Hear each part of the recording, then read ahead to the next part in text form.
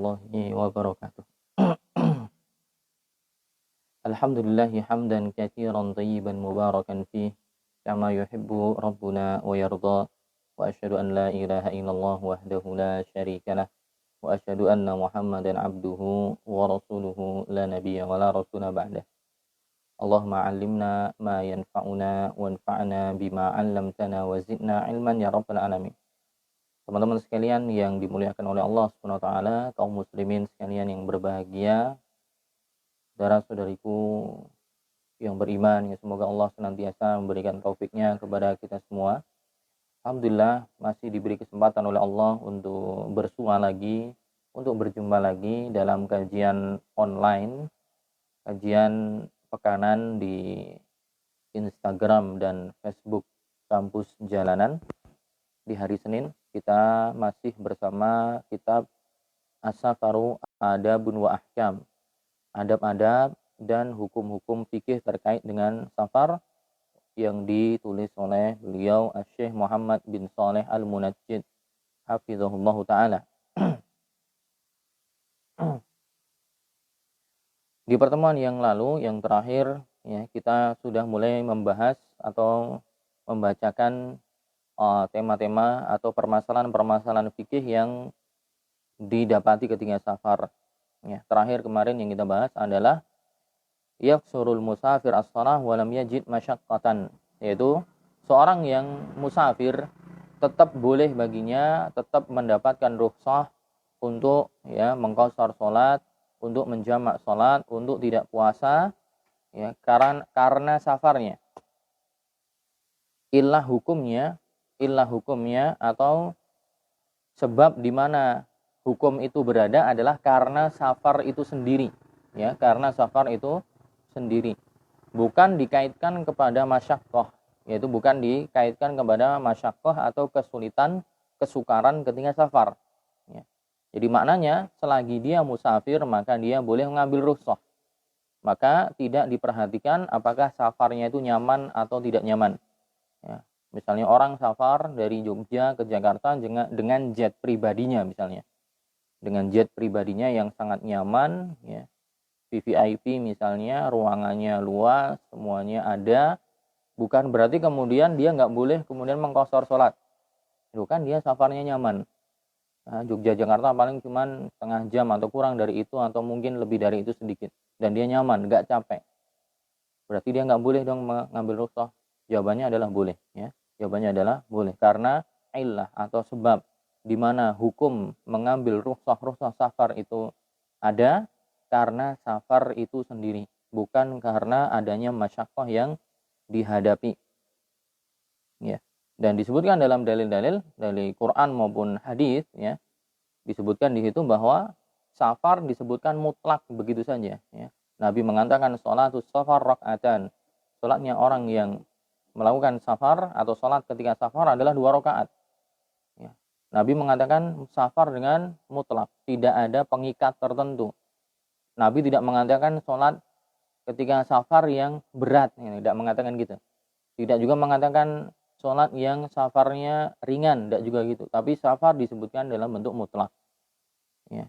Dalam hadis yang lain juga Nabi mengatakan innallaha azza wa jalla wada'a 'anil musafir syatra shalah, bahwa Allah Subhanahu wa taala, ya, meletakkan atau Allah Subhanahu wa taala memberikan bagi musafir separuh salat, ya. Harusnya 4 rakaat jadi separuhnya cuma 2 rakaat. Dan kalau ilahnya, ya, sebab dikatakan boleh mengambil rukhsah karena masyaqqah, ya, karena kesulitan, maka nyatanya kesulitan yang sama bisa jadi didapati oleh orang yang mukim, ya. Orang yang mukim tidak sedang safar, misalnya dia sakit parah, nyatanya tetap tidak boleh untuk mengqashar salat, ya, karena mengqashar hanya boleh untuk orang musafir, ya. Kalau misalnya rukhsah safar masalah salat misalnya alasannya adalah karena masyaqqah, kesukaran dan kesulitan yang dihadapi, maka harusnya orang yang mukim yang mendapati kesulitan dan kesukaran yang sama, dia sakit atau dia tertimpa musibah, harusnya boleh mengqashar. Tapi nyatanya tidak. Ya, berarti yang demikian illah dari bolehnya mengambil rukhsah ketika bepergian adalah karena safar itu sendiri. Wallahu a'lam bishawab. Pertanyaan selanjutnya atau permasalahan selanjutnya.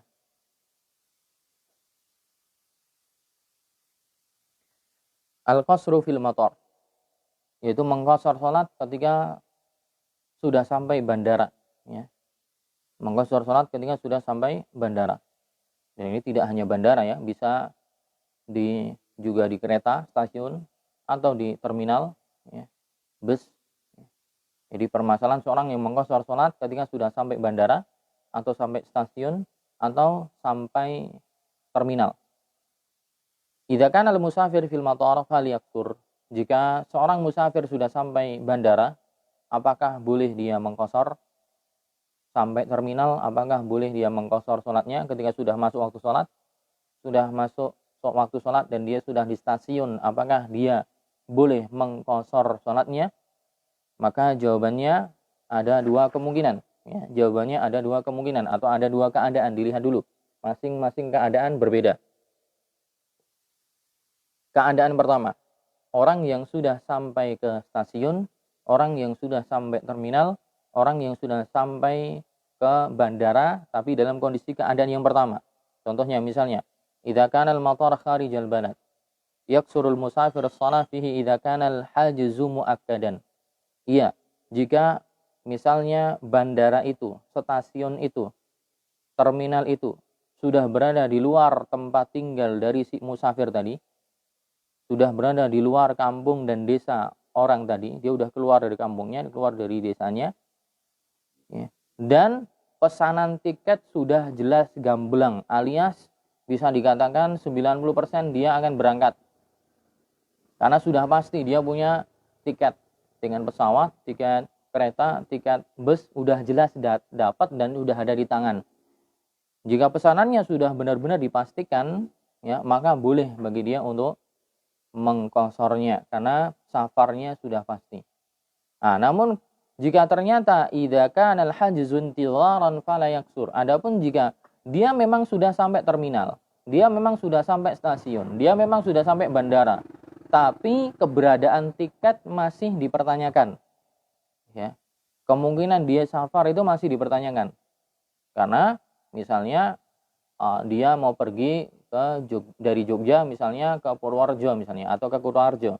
Misalnya jaraknya sudah, atau dari Solo ke Kutoarjo misalnya. Dia pergi dari Solo ke Kutoarjo, pakai Pramex misalnya. Kalau di Jogja ada namanya Prambanan Express atau kereta api lokal gitu yang apa namanya, biasanya terkadang pemesanan tiketnya itu bisa mendadak atau bisa datang ke tempatnya kemudian pesan langsung. Nah, biasanya terkadang kuota tiket yang disediakan itu terbatas, sehingga walaupun dia sudah sampai ke stasiun, bisa jadi dia belum tentu dapat tiketnya karena misalnya didahului oleh orang yang lain, sudah ngantri duluan, akhirnya habis. Berarti kalau demikian dia nggak jadi safar dengan kereta tadi.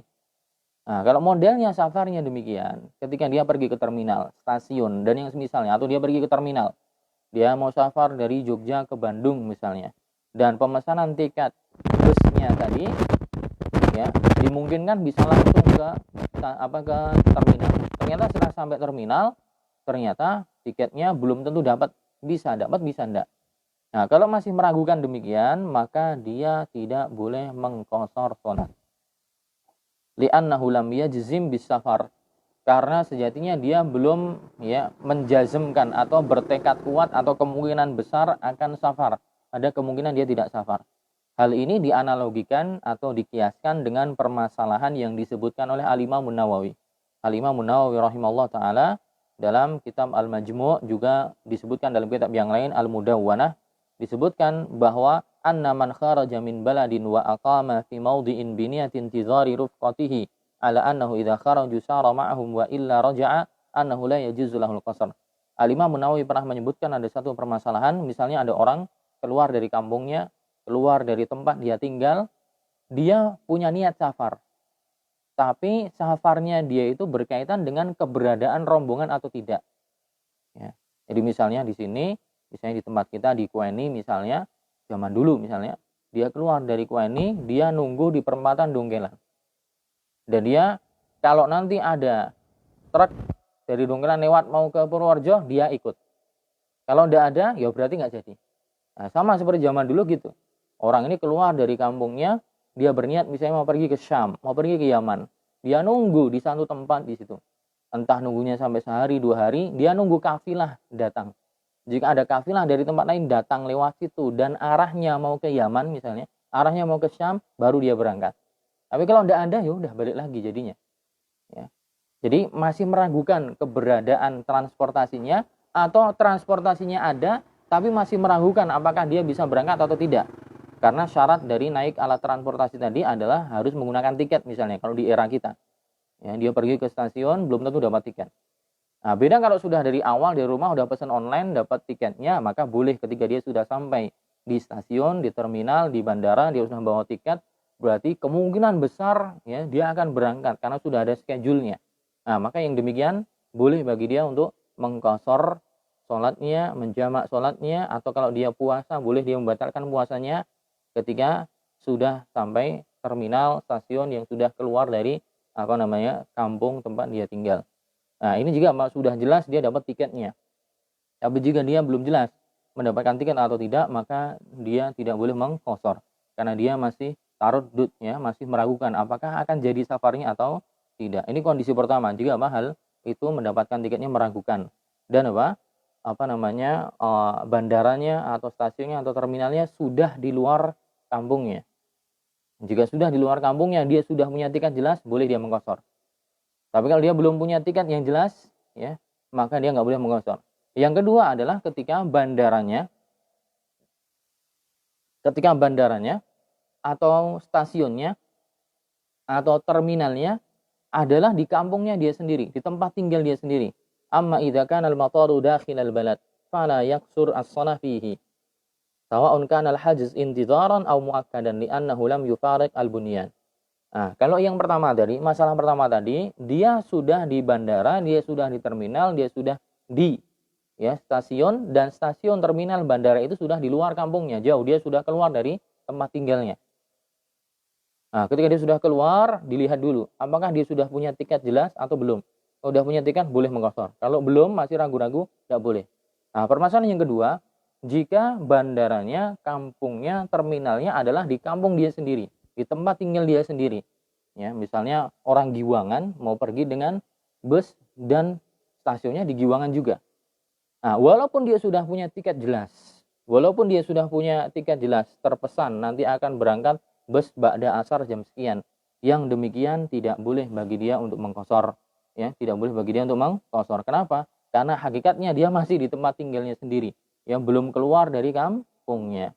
Waqad dzakara Syekh Ibnu Utsaimin rahimallahu annal matar idza kana kharijal balad yajuzu li ahli al-balad al-qasru fihi.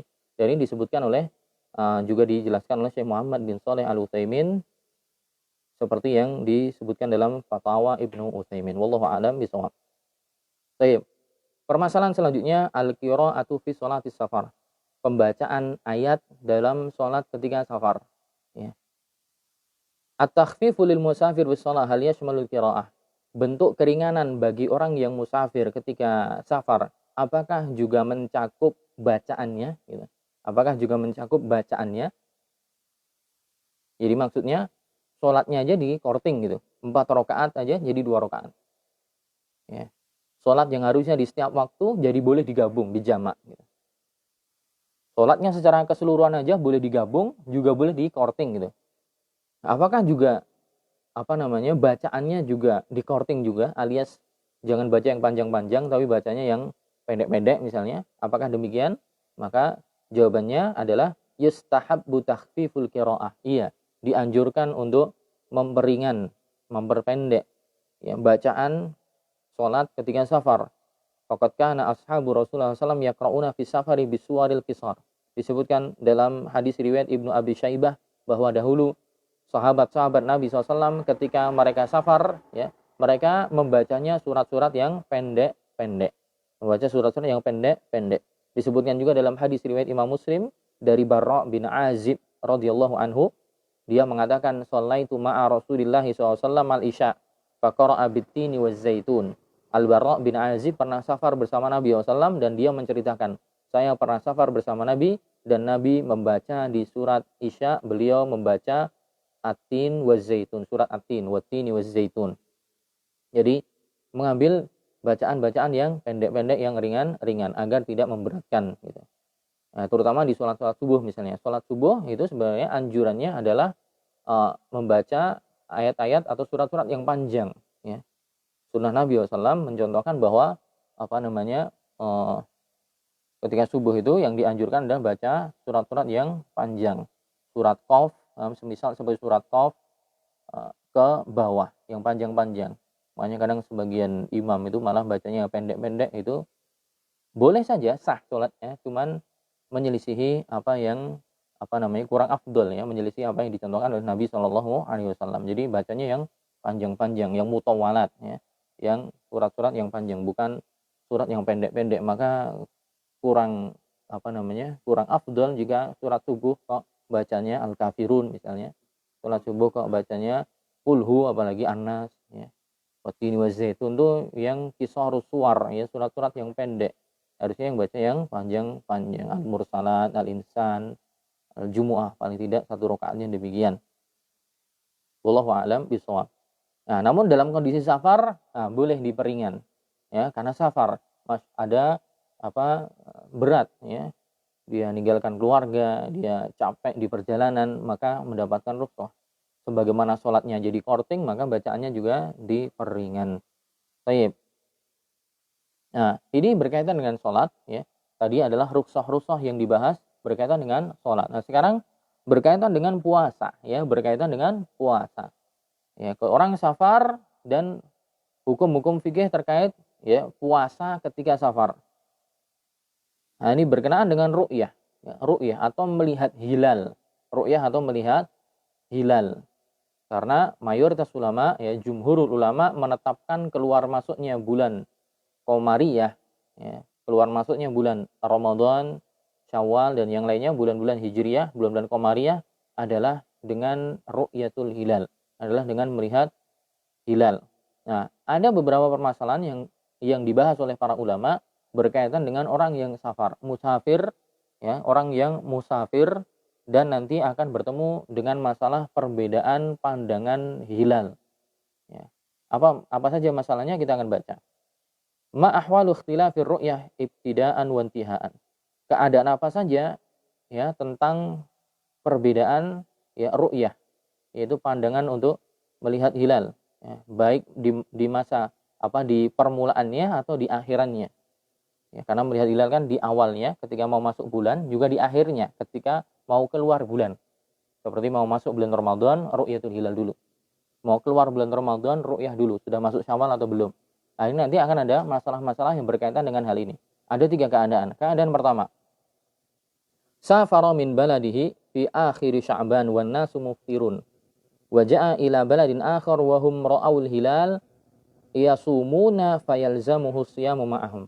Permasalahannya adalah misalnya ada orang yang safar dari tempat tinggalnya ya, dari kampungnya, dari tempat tinggalnya. Dia safar di akhir bulan Sya'ban. Wan nasu muftirun. Dan orang-orang pada saat itu di kampungnya masih iftar, alias masih makan biasa, belum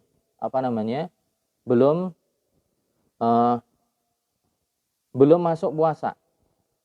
Kemudian dia datang ke negeri yang lain, ternyata di sana sudah melihat hilal. Maka apa yang dia lakukan? Yang dia lakukan adalah dia berpuasa sebagaimana penduduk negeri itu berpuasa. Misalnya di Jogja. Di Jogja sekarang tanggal 29 Sya'ban misalnya. Di Jogja tanggal 29 Sya'ban. Nah, tadi pas maghrib tadi pemerintah melalui Kementerian Agama atau melalui Departemen Agama atau juga via MUI ya, melihat hilal. Ternyata tadi sore nggak kelihatan. Berarti besok belum puasa. Berarti Sya'bannya digenapkan jadi 30 hari ya. Kan ru'yatul hilal itu kalau sudah tanggal 29 bulan Qamariyah dilihat. Nanti malam ada hilal enggak? Kelihatan hilalnya enggak? Kalau kelihatan berarti besok udah Ramadan. Ternyata di Indonesia memutuskan hilal enggak kelihatan. Berarti besok belum Ramadan. Berarti Sya'bannya digenapkan jadi 30 hari. Ya. Dan orang ini safar ya, setelah azan Isya pakai pesawat. Safarnya dia ke Thailand misalnya. atau safarnya dia ke Filipina, atau safarnya ke Malaysia, atau ke Australia. Sampailah dia di sana, ya pesawat 3 jam, 4 jam sampai ke Thailand misalnya, atau sampai ke Australia.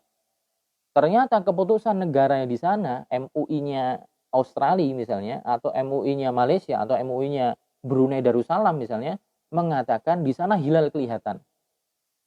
Sehingga untuk besok paginya mereka sudah berpuasa. Jadi saya ulangi, di tempat kita ternyata lihat hilal nggak kelihatan, maka digenapkan bulan Sya'bannya. Ya, berarti besok Selasa belum puasa. Ya, besok puasa belum puasa, besok Selasa belum puasa. Nah, dia safar pakai pesawat ba'da Isya. Ya, jam setengah 8 atau jam 8.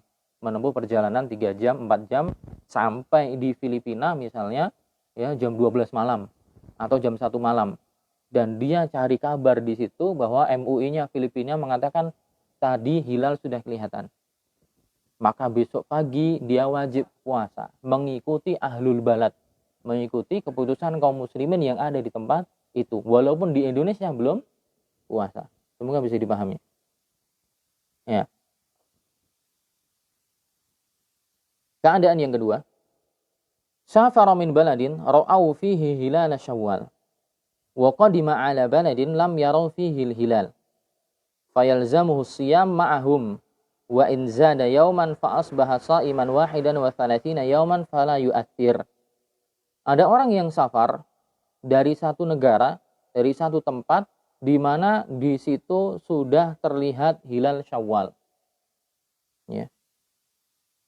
Sudah terlihat hilal Syawal. Wa qadima ala baladin lam yara fihi hilal, dan dia sampai dia safar pergi ke satu negara di mana di situ hilal belum kelihatan. Maka yang demikian wajib bagi dia untuk tetap juga berpuasa dengan penduduk negara yang dia tuju. Wa in zada yauman, walaupun dia menambah 1 hari, maka akhirnya dia terhitung dia puasa selama 31 hari. Maka yang demikian tidak ada masalah. Misalnya gini, di Indonesia seperti tadi. Di Indonesia misalnya tanggal 29 Ramadan ya. Tanggal 29 Ramadan pemerintah melihat hilal. Ya, pemerintah melihat hilal. Gitu kan? Perintah melihat hilal. Tanggal 29 Ramadan mereka melihat hilal, ternyata hilalnya enggak kelihatan. Ya kan? Hilalnya enggak kelihatan. Maka kemudian berarti kan puasanya digenapkan jadi 30 hari. Nah, pokoknya kaidahnya gitu. Bulan Komariah itu cuma 29 atau 30. Nggak bisa sampai 31. 29, 30, 29, 30, 29, 30. Nah, ketika misalnya tanggal 29, dilihat hilalnya. Oh, ternyata bulan Syawal hilalnya nggak kelihatan. Maka Ramadannya digenapkan jadi 30 hari. Nah, berarti besok itu, Selasa itu belum Idul Fitri. Misalnya, tadi sore dilihat hilal belum kelihatan, maka besok digenapkan. Berarti besok Selasa masih apa? Besok Selasa masih puasa, alias puasa hari ke-30. Berarti hari Rabunya jelas itu Idul Fitri. Nah, ternyata jenengan punya agenda safar, ketemu mertua. Nah, karena dapat istri orang Slovakia misalnya. Karena dapat istri orang nggak usah jauh-jauh lah, orang Uzbekistan atau Kazakhstan gitu. Ya, melalui Instagram atau apa, ternyata kepencet orang sana, dilamar, nikah, tapi istri minta pulang ketika akhir Ramadan, main pulang Idul Fitri di rumahnya. Ya udahlah ya. Di Indonesia jelas hari Selasa masih puasa, hari Rabu jelas Idul Fitri karena tidak mungkin puasanya 31 hari. Tapi punya jadwal terbang ba'da maghrib misalnya. Perjalanan dari Jakarta ke Uzbekistan butuh waktu 5 jam misalnya. Butuh waktu 5 jam atau 4,5 jam, atau intinya butuh perjalanan berapa jam. Ternyata sampai di Kazakhstan tadi atau Uzbekistan tadi, ternyata di sana hilalnya mundur atau penetapan awal Ramadannya berbeda dengan Indonesia. Di sana juga hilalnya nggak kelihatan. Tapi ru'yah hilal yang ada di Uzbekistan tadi baru dilakukan di hari Selasa besok gitu. Kalau Indonesia sudah sejak tanggal hari Senin ini, hari Senin udah ngelihat. Jadi tanggal 29-nya untuk Indonesia itu 29 Ramadan itu hari Senin. Nah, untuk yang di sana, di Kazakhstan, mereka tanggal 29-nya adalah hari Selasanya gitu. Hari Selasanya. Nah, ternyata di Indonesia tanggal 29-nya ini dilihat nggak kelihatan, maka digenapkan jadi 30 hari Selasa masih puasa. Ternyata di Kazakhstan juga hari Selasa bagi mereka masih tanggal 29, hilal dilihat juga nggak kelihatan, maka digenapkan sampai hari Rabu. Maka ketika yang safar tadi dari Jakarta sampai ke Uzbekistan atau ke Kazakhstan tadi, harusnya kalau melihat penetapan yang ada di Indonesia, Rabu sudah Idul Fitri, di Kazakhstan masih puasa. Masih puasa hari ke-30 untuk mereka, hari ke-31 untuk orang Indonesia. Maka yang demikian, dia tetap puasa. Ketika sudah sampai sana tetap punya kewajiban puasa. Walaupun itu puasa hari ke-31 bagi si musafir tadi. Nah, ini yang dibahas, ya. Wa in zada yauman fa asbaha sha'iman wahidan wa thalathin yauman fala yu'athir. Walaupun akhirnya bertambah, jadinya dia berpuasa 31 hari, maka tidak berpengaruh, ya, bagi dia, karena dia berpuasa mengikuti ahlul balad. Nah, itu keadaan yang kedua, ya. Keadaan kedua ini adalah puasanya bertambah. Kalau yang tadi, yang keadaan pertama, di tempatnya ya belum puasa, datang di tempat tujuan sudah puasa, maka ikut. Nah, yang ketiga yang ketiga adalah safara min baladin wahum siyam, safara min baladin wahum yasumuna fi akhir syahr wa qadima ala baladin ra'u hilal syawal fayuftiru ma'ahum wa in kana siyamuhu naqisan an 29 yauman fayuftir wa yaqdi yaumahu makanahu. Nah, kalau kondisi yang ketiga ini adalah puasanya kurang bagi dia. Puasanya kurang. Kalau tadi puasanya bertambah jadi 31 hari. Kalau ini puasanya kurang. Karena puasanya minimal itu harusnya 29 hari. Seperti kita katakan bahwa bulan kemarin itu entah 29 atau 30. Ya. Maka tidak mungkin orang puasa Ramadan cuma 28 hari. Tapi misalnya terjadi demikian, ya. Orang ini safar dari negeri, yang dimana di negeri itu adalah di akhir bulan Ramadan. Di akhir bulan Ramadan, akhir-akhir. Misalnya dari Indonesia, baru di Indonesia baru puasa Ramadan hari ke-27. Ya. Di Indonesia puasa Ramadan hari ke-27. Hari ini misalnya hari Senin adalah hari ke-27. Hari ke-27. Kemudian dia safar ke satu negeri, ya, misalnya orang ini karena orang Jawa, dia punya simbah buyut yang sudah lama lost kontak hilang. Tapi ternyata pas dia umroh, ya, pas umroh, kemudian di umroh ketemu, kok wajahnya orang Jawa, diajak ngobrol, namanya siapa? Oh, kemudian kenalan, oh nama saya ini Fulan bin Fulan, nama dengan nama Jawa, Pawiro bin Dimejo atau apa dan seterusnya. Loh, kok namanya seperti nama simbah saya? Jenengan tinggal di mana? Oh, saya di Suriname misalnya. Wah, akhirnya diturut sanatnya, bukan sanatnya, silsilah keluarganya. Oh, ternyata benar, ini keluarga yang hilang dulu tahun 40-an di bawah Belanda misalnya. Akhirnya kemudian setelah itu dia punya grup WhatsApp, ya, keluarga terah simbah yang hilang ini, akhirnya tersambung semuanya. Masih ada beberapa orang yang hidup. Akhirnya di suatu ketika dia ingin coba berkunjung ke Suriname. Kisahnya gitu, ya, perkiraan ini kira-kira. Nah, misalnya di Indonesia, orang ini di hari ke-27 Ramadan. Hari ke-27 Ramadan. Nah, ternyata keluarganya yang di Suriname, di sana sudah hari ke-28 misalnya. Di sana sudah hari ke-28, Amerika Latin, Amerika Selatan, benua Amerika Selatan. Di sana sudah hari ke-28, karena memang perbedaan penampakan hilal. Bisa jadi misalnya kemarin pas penentuan awal Ramadan, ya, pas penentuan awal Ramadan, di Suriname hilalnya kelihatan duluan, maka mereka puasa duluan. Baru sehari setelahnya di Indonesia baru kelihatan. Maka terjadi perbedaan. Di Indonesia orang ini safar di puasa dia yang hari ke-27, di Suriname ternyata di sana sudah ke hari ke-28. Safarlah dia. Menempuh perjalanan berjam-jam sampai di mana? Sampai di Suriname. Nah, di Suriname tentunya sudah hari ke-28 untuk orang Indonesia ini, ya kan? Untuk orang Indonesia ini ketika sudah safar jauh butuh setengah hari lebih atau bahkan hampir 1 hari, maka di hari besoknya untuk dia sejatinya sudah hari ke-28. Sudah hari ke-28. Untuk orang Suriname berarti mereka sudah hari ke-29. Nah, ternyata di sana di hari ke-29 MUI-nya sana kemudian sorenya ngelihat hilal. Sorenya ngelihat hilal. Ternyata hilalnya di sana kelihatan. Ternyata di sana hilalnya kelihatan. Berarti kalau kelihatan berarti mereka mencukupkan dengan 29 hari. Berarti besoknya mereka udah nggak puasa. Tapi bagi orang Suriname mereka sudah puasa 29 hari. Bagi orang Indonesia ini yang dia pergi di hari 27 sampai sana hari ke-28, maka hitungannya orang Indonesia yang ke Suriname ini baru puasa 28 hari. Karena di sana ternyata cuma mentok sampai 29.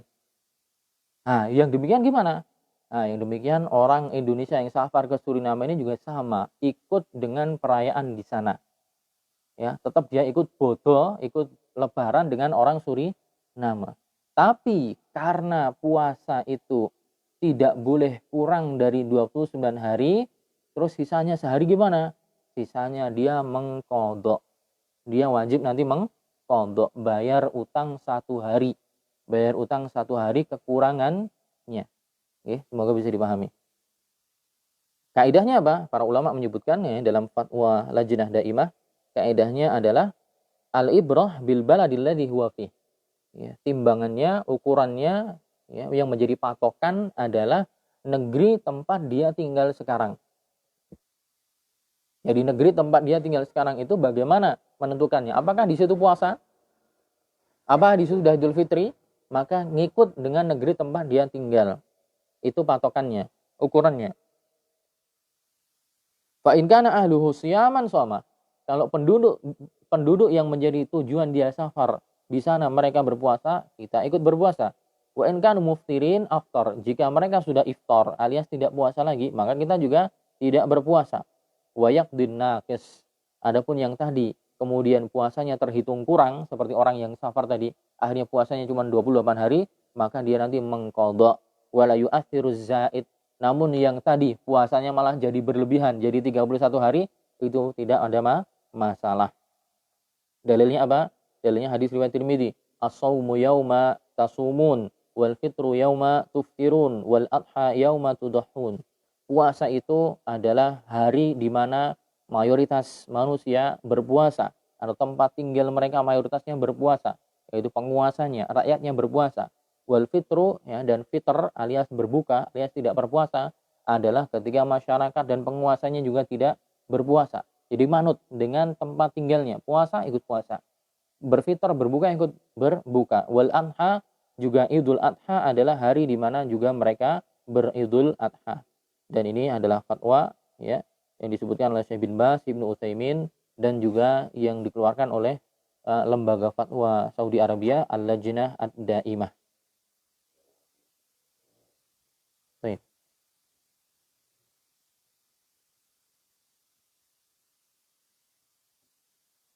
Baik, permasalahan selanjutnya berkaitan dengan puasa lagi. As-saumu fis safar, puasa ketika safar. Mata yajuzu lil musafir as-saum. Kapan seorang yang musafir itu tetap boleh berpuasa? Ya. Kita tahu bahwa safar itu bagian dari rukhsah seseorang boleh untuk meninggalkan puasa. Tapi juga boleh bagi dia nanti ada kondisi-kondisi di mana dia tetap boleh berpuasa. Ya, dia tidak mengambil rukhsah berbuka, tapi dia tetap berpuasa. Nah, kapan waktu musafir itu boleh untuk tetap berpuasa dikala dia sedang safar? Yajuzu tarku shaum fi safar indal masyaqqah. Ya, rukhsah dibolehkannya meninggalkan puasa yaitu ketika seorang melakukan safar mendapati masyaqqah, kesulitan yang sangat ya, berat. Seperti safar-safar ya, di tempo dulu. Ya. Adapun sekarang, ya zaman sekarang pun misalnya dia safar kemudian mendapati kesulitan yang sangat, maka boleh bagi dia untuk tidak berpuasa. Wa yajuzu shaum inda adamil masyaqqah. Adapun ketika tidak ada masyaqqah, tidak ada kesulitan yang berarti dihadapi oleh musafir dan dia menghendaki untuk tetap puasa, maka boleh. Ya, dia menghendaki untuk tetap puasa, wah saya kuat kok. Maneman daripada besok udah nyaur, nggak ada temannya, udahlah puasa aja, kuat. Alhamdulillah dapat kereta, safar kereta yang bisnis ya. Kelas bisnis lumayan longgar, tempat tidurnya enak gitu. Atau dia pakai pesawat cuma safar sebentar, sejam 2 jam misalnya. Udahlah saya tetap puasa aja. Nah, ketika tidak ada masyaqqah yang dihadapi, tidak ada kesulitan yang berarti dihadapi oleh seorang musafir, boleh-boleh saja bagi dia untuk tetap berpuasa. Tapi bagi yang merasa berat, justru malah nanti ada mudarat ketika dia tetap berpuasa. Seperti misalnya orang yang berpuasa, dia safar menggunakan mobilnya. Jauh dari Jakarta ke Jogja. Atau dari ya Cilacap atau yang misalnya Jawa Barat mau ke Jogja pakai motor, tapi kondisi dekat-dekat waktu mudik dipaksakan untuk dia naik motor sendiri atau boncengin keluarganya atau naik mobil, tapi dia puasa. Nah, jika ditakutkan ini perjalanannya berat, justru kalau dia ya tetap puasa dipaksakan nanti bisa mengurangi konsentrasi karena kurang cairan dan semisalnya, justru nanti malah termasuk untuk dirinya berbahaya, untuk orang yang diboncengin ya juga berbahaya, maka yang demikian dia ambil rukhsah untuk tidak berpuasa. Namun jika benar-benar dia kuat, ada kemampuan bahwa dia udah biasa, bahwa kesulitan ini tidak berarti bagi dia, maka silahkan untuk berpuasa. Ini berdasarkan hadis Hamzah bin Amr bahwa dia berkata, "Wahai Rasulullah, ya Rasulullah, ajidu fiyya quwwatan 'ala siyami fis safar fahal 'alayya min junah?" Wahai Rasulullah, saya mendapati diri saya punya kekuatan, saya punya power yang lebih untuk tetap berpuasa ketika safar. Padahal safar di zaman Nabi SAW dahulu Masya Allah ekstrim ya. Bisa jadi naik onta, bisa jadi naik kuda di tengah padang pasir dengan menempuh beratus-ratus kilo panas ya. Tidak seperti sekarang sarana dan prasarananya. Tapi dia mengatakan, sahabat ini mengatakan, saya mendapati diri saya punya power yang lebih, saya punya kekuatan, tidak ada masalah saya untuk puasa. Apakah saya berdosa jika saya tetap puasa? Apakah saya tetap berdosa atau mendapatkan ya ganjaran yang buruk, dosa ketika saya memaksakan berpuasa? Nabi mengatakan, hiya rukhsatun minallah. Tidak berpuasa ketika safar itu rukhsah, keringanan dari Allah Subhanahu wa taala. Faman akhadha biha fahasan. Barang siapa yang mengambil kortingan Allah, rukhsahnya Allah, maka bagus bagi dia. Wa man ahabba an yasuma fala junaha alaih. Tapi barang siapa yang lebih ya condong senang tetap puasa, maka tidak ada dosa bagi dia. Tidak ada dosa bagi dia. Tapi wallahu a'lam bishawab, di sini isyarat dari Nabi SAW adalah kalau dia ngambil rukhsahnya maka itu lebih baik. Ya. Nabi mengatakan faman akhadha biha fahasan. Barang siapa yang mengambilnya maka itu baik. Berarti di sini ada anjuran untuk ngambil rukhsah. Sebagaimana dalam hadis yang lain juga dikatakan Nabi SAW bersabda, innallaha ahabba, sesungguhnya Allah SWT jika ngasih rukhsah, ahabba an tu'khadh rukhasuhu. Allah lebih cinta jika rukhsahnya diambil gitu. Adapun jika dia tetap puasa, Nabi cuma mengatakan la junah, ya tidak ada dosa bagi dia. Ya, seakan-akan ini standarnya ukurannya sekedar mubah saja. Ya, tapi kalau dia ambil rukhsahnya maka dia dapat kelebihan. Wallahu a'lam bishawab, tapi intinya boleh ya. Boleh bagi yang kuat, bagi yang tidak kuat silakan ngambil rukhsah. Wal fitru lil musafir lahu halatan. Dan berbukanya orang yang safar, berbuka di sini maksudnya bukan berbuka mendekati maghrib, bukan. Maksudnya berbuka di sini adalah nggak puasa. Gitu. Nah, orang yang safar dan dia nggak puasa, itu ada dua keadaan. Keadaan pertama, an yakuna sha'iman wa huwa musafir, tsumma arada an yuftir jazalahul fitr. Yang pertama adalah orang yang puasa di tengah safarnya. Dia sudah berada di tengah safar. Ketika dia sudah berada di tengah safarnya dan dia masih puasa, dan kemudian dia ingin berbuka alias membatalkan puasanya, boleh bagi dia untuk membatalkan puasanya. Jadi kondisi pertama, orang yang memang sudah di tengah safar. Sudah berada di tengah safarnya, mungkin awalnya dia menganggap dirinya kuat, tapi kemudian menganggap dirinya kemudian lemah. Nah, dia di tengah jalan itu, di tengah safarnya dia ingin berbuka. Nah, ketika dia ingin berbuka, boleh bagi dia untuk berbuka, membatalkan puasanya silahkan. Jadi kondisi pertama, itu orang safar yang sudah berada di tengah safarnya, dan dia berpuasa, dia ingin berbuka, silahkan. Kondisi yang kedua, an yakuna sha'iman fin nahar wa huwa muqim. Orang yang berpuasa ya di awal siang atau jam 2 siang, maka tidak boleh orang yang seperti ini sejak tadi subuh nggak sahur itu tidak boleh. Harus puasa dulu. Harus puasa dulu. Baru boleh dia berbuka nanti ketika misalnya, maka wajib tetap dia paginya untuk apa? Untuk sahur dan dia berpuasa. Baru dia nanti boleh berbuka ketika dia sudah keluar dari kampungnya, benar-benar safarnya itu terwujudkan dan terrealisasi dengan pasti. Kenapa demikian? Karena bisa jadi ada banyak kemungkinan. Ya memang dia sudah punya tiket, memang dia sudah pesan gitu. Tapi ternyata pas waktu pemberangkatan jam 1 siang qadarullah keretanya macet misalnya atau rusak. Ada kerusakan yang parah sehingga safarnya pending ya. Safarnya tidak jadi sekarang. Nah, berarti kalau tidak jadi sekarang, berarti dia nggak jadi safar. Dan dia sudah dari pagi udah nggak puasa akhirnya. Ya. Padahal sejatinya dia belum jadi musafir. Nah, beda dengan kondisi yang pertama. Kalau kondisi yang pertama tadi, dia udah melakukan perjalanan. Dia dari apa? Dari Jakarta mau safar ke Surabaya, pakai motor sendirian. Butuh lebih dari 2 hari misalnya. Butuh lebih dari 2 hari dari Jakarta ke Surabaya. Butuh lebih dari 2 hari untuk dia safar. Nah, dia melakukan perjalanan pakai motor dan masih di tengah Ramadan. Cuman dia berusaha. Walaupun Ramadan, walaupun saya safar jauh, tapi saya tetap udahlah di jalan tetap puasa. Tapi ternyata ketika sudah sampai Cirebon atau sudah sampai Jogja kok merasa badannya kurang fit. Udahlah saya batalkan aja. Nah ini tidak apa-apa. Karena memang dia membatalkan puasanya, dia sudah di tengah safarnya. Kalau yang kedua, dia belum di tengah safar, dia masih mukim. Baru akan safar nanti di jam tertentu. Maka wajib di hari itu dia puasa duluan. Dia puasa duluan, ikut sahur, ikut berpuasa. Baru setelah terrealisasi dan terlaksana dengan benar, dia udah keluar dari kampungnya dan nanti benar-benar akan safar, baru dia boleh untuk membatalkannya.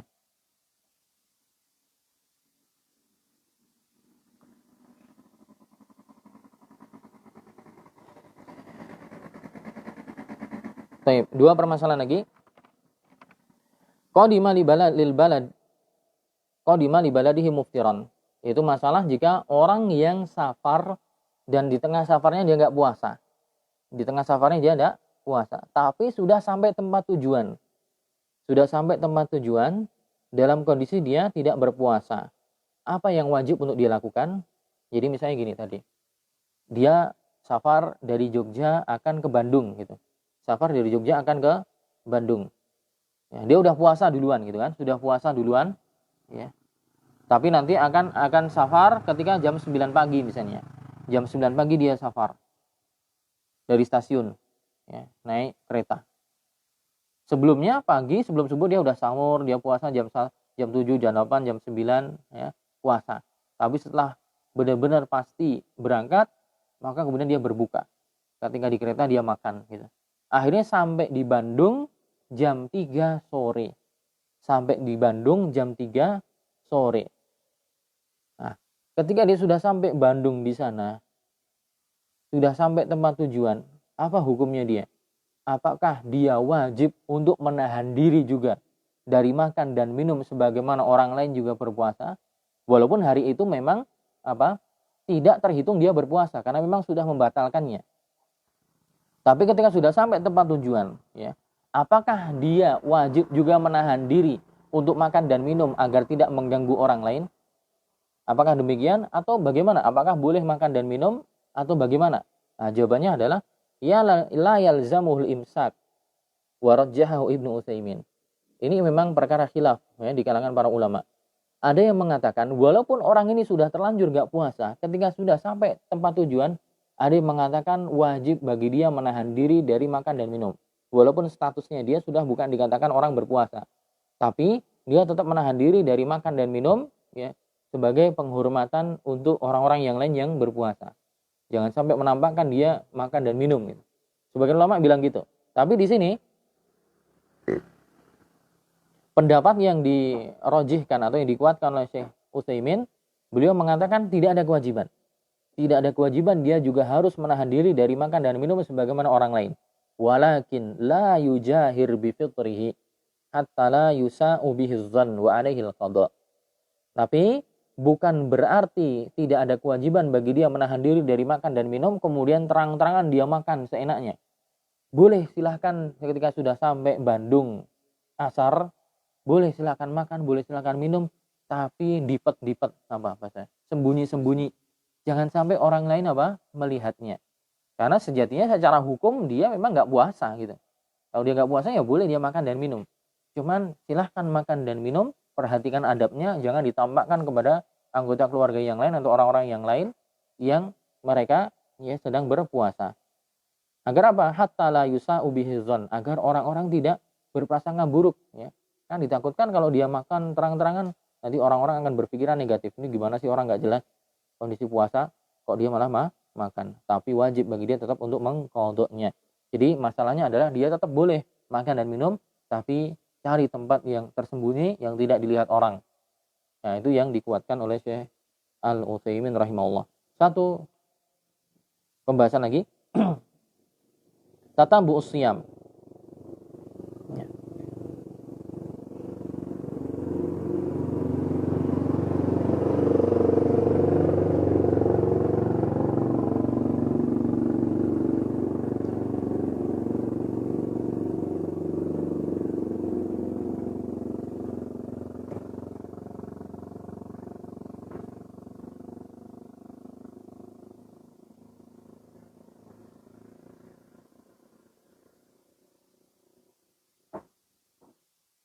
Iya. Tatabbu'us shiyam yaitu puasa yang harus berturut-turut. Puasa yang harus berturut-turut. Puasa yang harus berturut-turut, tidak boleh terpisah. Biasanya ini puasa kafaroh, ya, puasa penghapus dosa karena dosa tertentu. Halil fitru fis safar yaqta'ut tatabu'a fi siyamil kafaroh. Ketika orang safar, kemudian gara-gara safarnya itu dia berbuka, apakah berbukanya ini ya menjadikan puasa kafaroh yang dilakukan itu menjadi terputus, harus diulangi dari awal lagi? Mungkin teman-teman pernah mendengar pembahasan ya, puasa kafaroh untuk orang yang siang hari berhubungan badan dengan istrinya sengaja. Itu kan ada kafarohnya. Ya. Kafarohnya adalah apa namanya? Membebaskan budak. Kalau tidak maka puasa 2 bulan berturut-turut. Siyamu syahraini mutatabi'ain.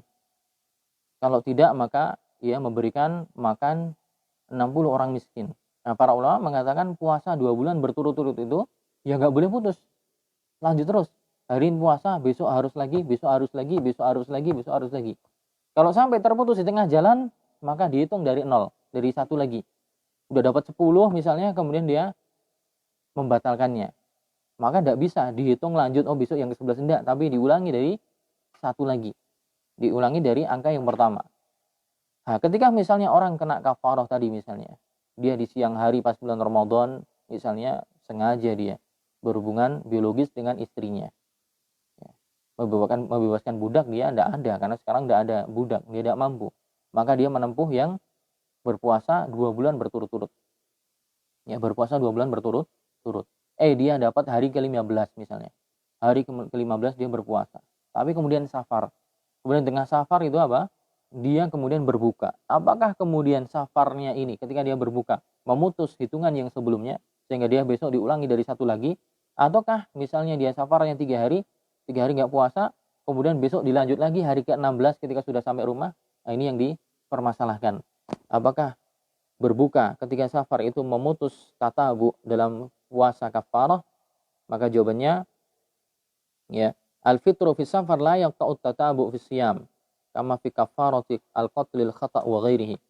Ya, berbuka ketika safar tidak memutus tatabu, yaitu puasa yang tatabu itu bahasanya apa ya? Yang terus-terusan, yang harus berlanjut, tidak boleh putus. Nah, jadi misalnya terputus gara-gara mengambil rukhsah safar, ini bukan hal yang memutusnya, bukan hal yang menghalanginya. Sebagaimana dalam masalah kafarah pembunuhan yang keliru atau dalam kafarah yang lain yang dipersyaratkan harus puasa berturut-turut, tidak boleh putus.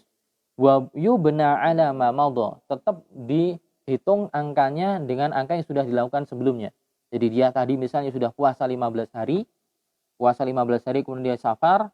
Di safar itu dia ngambil rukhsah nggak puasa 2 hari, kemudian sudah sampai rumah lagi, dia ingin lanjut lagi, maka dia lanjutnya terhitung hari ke-16, 17 dan seterusnya.